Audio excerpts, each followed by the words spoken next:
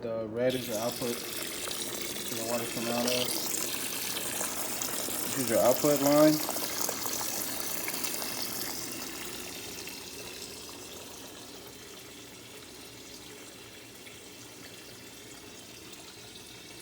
Output line.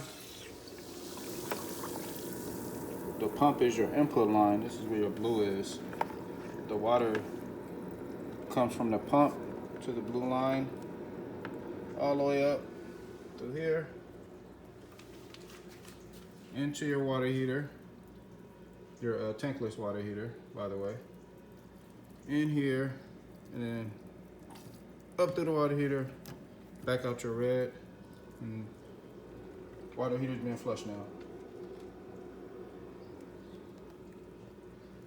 Make sure you cut your main water supply off here.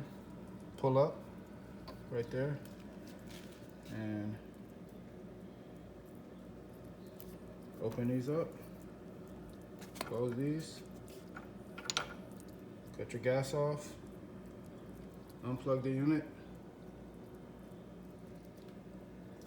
You're good to go.